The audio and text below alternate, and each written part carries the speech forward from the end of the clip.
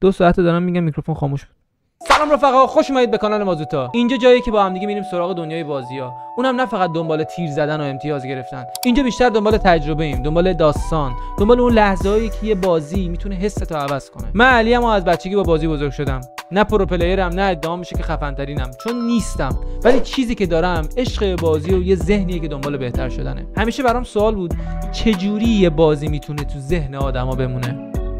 قراره با هم دیگه اینجا جوابشو پیدا کنیم. تمرکز اصلی مازوتا روی وارزونه. اونم نه صرفاً گیم پلی. قراره در کنار گیم پلی کلی چالش‌ها و آموزش‌ها و ترفندهای قشنگ داشته باشیم و صد البته که سعی می‌کنم در کنارش خنده کوچیک کنار لبتون بیارم. ولی خب فقط وارزون هم که نمیشه. من عاشق بازی‌های داستانی ام. بازی‌هایی که حس دارن. بازی‌هایی که حرفی برای زدن دارن. اگه یه بازی داستانی ترند بشه قطعاً میریم سراغش. بازیایی که ارزش تموم کردن داشته باشن. اگه دنبال کانالی هستی که فقط ویدیو پر کن و تموم، نه، اینجا اونجا نیست.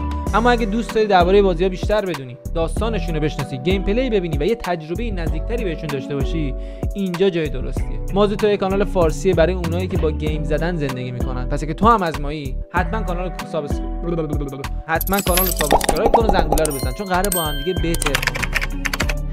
راستشو بخواین من برای اوترو هیچ فکری نکردم تا الان. اگه پیشنهادی دارین تو کامنت ها بگین. برای همین فعلا خدا یار و نگهدارتون.